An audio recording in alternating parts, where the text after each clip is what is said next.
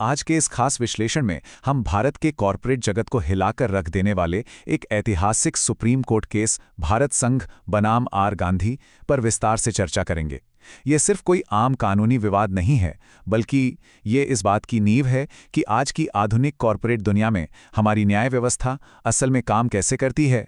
मामले की गंभीरता को तुरंत समझने के लिए आइए सीधे उस सबसे अहम सवाल पर आते हैं जो इस पूरे विवाद की जड़ है।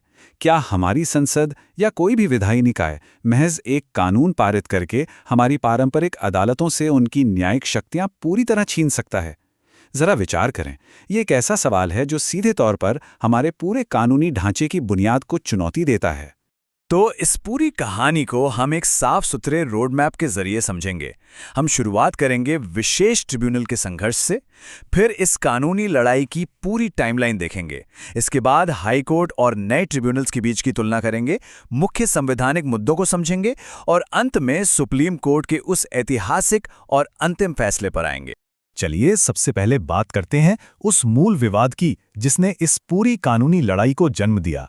इसे एक बहुत ही आसान उदाहरण से समझते हैं। मान लीजिए कि एक बहुत ही व्यस्त जनरल अस्पताल है। अब वो अस्पताल तय करता है कि कॉर्पोरेट मामलों की बीमारियों के इलाज के लिए एक एकदम नया super efficient fast track clinic खोला जाए। इन नए कानूनी ट्रिब्यूनल्स यानी एनसीएलटी और एनसीएल एक्ट का बनाया जाना काफी हद तक उस नए क्लिनिक को खोलने जैसा ही था, जिसका मकसद सिर्फ और सिर्फ कॉर्पोरेट विवादों को तेजी से सुलझाना था। लेकिन परेशानी यहीं से शुरू होती है।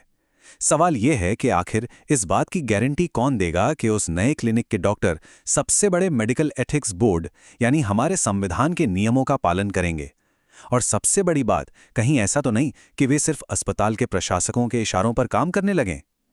बिल्कुल यही वो डर था जिसकी वजह से इस पूरे सिस्टम को चुनौती दी गई। और यहीं पर बात आती है शक्तियों के पृथक्करण या सेपरेशन ऑफ पावर्स की। हम सभी कॉर्पोरेट प्रोफेशनल्स के लिए इस बुनियादी संवैधानिक सिद्धांत को समझना बेहद जरूरी है।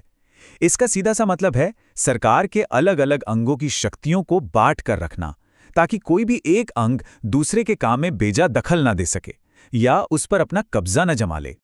आइए अब देखते हैं कि ये पूरी कानूनी लड़ाई समय के साथ साथ अदालतों में कैसे आगे बढ़ी। ये मामला रातों रात तय नहीं हुआ था। इसकी शुरुआत होती है साल 2004 में, जब मद्रास बार काउंसिल ने इन नए ट्रिब्यूनल्स के खिलाफ एक रिट याचिका दायर की। इसके तुरंत बाद 30 मार्च 2004 को मद्रास हाईकोर्ट ने अपना फैसला सुनाते हुए इसमें मौजूद कुछ बड़ी संवैधानिक कमियों को उजागर किया। और फिर कई सालों की लंबी बहस के बाद 11 मई 2010 को सुप्रीम कोर्ट ने अपना अंतिम और व्यापक फैसला सुनाया। अब शक्तियों के इस पूरे टकराव को समझने के लिए हाई कोर्ट और इन नए ट्रिब्यूनल्स के बीच हुए बदलाव को स्पष्ट रूप से देखना जरूरी है। यहां ध्यान देने वाली सबसे बड़ी बात यह है कि कैसे वो पारंपरिक अधिकार जो पहले सीधे हाईकोर्ट और कंपनी लॉ बोर्ड के पास हुआ करते थे, उन्हें नवगठित एनसीएलटी और एनसीएलएटी को ट्रांसफर कर दिया गया। ये महज फाइलों को इधर से उधर करना नहीं था, ये पूरी की पूरी न्यायिक निगरानी को हटाकर कॉर्पोरेट मामलों को एक बिल्कुल नए सिस्टम के हाथों में सौंप देने जैसा था। इस दौरान दो बिल्कुल अलग और विरोधी नजरिए सामने आए। एक तरफ थी मद्रास बार काउंसिल, जो शुरू से अंत तक इस बात पर अड़ी रही कि पारंपरिक न्यायिक स्वतंत्रता और अदालतों का नियंत्रण बना रहना चाहिए। वहीं दूसरी तरफ भारत संघ यानी केंद्र सरकार कंपनी अधिनियम 1956 के उन विधायी प्रावधानों का बचाव कर रही थी जिनके तहत ये नए ट्रिब्यूनल बनाए गए थे। चलिए अब उन मुख्य संवैधानिक मुद्दों पर नजर डालते हैं जिन्हें सुलझाने की भारी जिम्मेदारी अदालतों पर थी।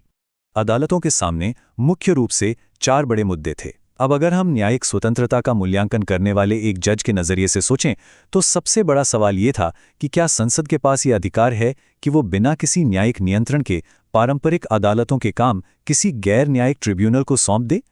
क्या ऐसा करना हमारे संविधान के मूल ढांचे का सरासर उल्लंघन नहीं है? इस पूरे विश्लेषण का एक बहुत ही महत्वपूर्ण हिस्सा संविधान का अनुच्छेद 323(b) था। ये अनुच्छेद विधायिका को ट्रिब्यूनल बनाने की शक्ति तो देता है, लेकिन इसमें कॉर्पोरेट दिवालियापन या पुनर्गठन जैसी चीजों का कोई साफ जिक्र नहीं है। तो बहस इस बात पर थी कि बिना किसी स्पष्ट संशोधन के क्या इन नए कॉर्पोरेट ट्रिब्यूनल्स को बनाने का कोई ठोस कानूनी आधार मौजूद है भी या नहीं। जब अदालतों ने इसकी गहराई से जांच की तो उन्होंने पाया कि कंपनी अधिनियम के भाग 1B और 1C के कुछ खास प्रावधान जैसे कि धारा 10FB, 10FD और 10FE कानूनी तौर पर बिल्कुल भी सही नहीं थे।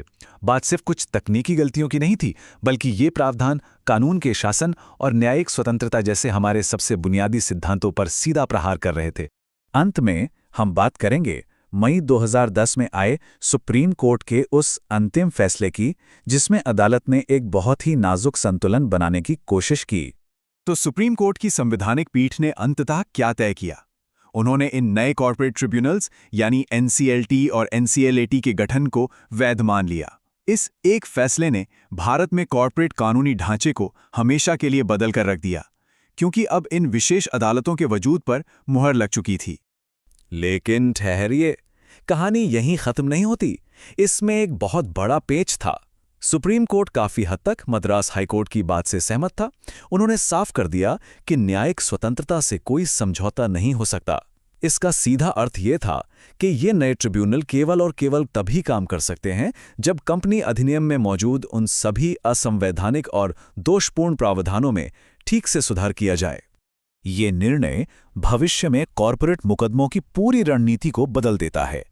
अब कॉर्पोरेट दुनिया से जुड़े सभी दिवालियापन के विवादों की सुनवाई इन्हीं विशेष ट्रिब्यूनल्स में होगी, लेकिन यह तभी संभव है जब वे उन सख्त और संशोधित नियमों के दायरे में काम करें जो हमारी न्यायपालिका की आज़ादी को सुरक्षित रखने के लिए बनाए गए हैं।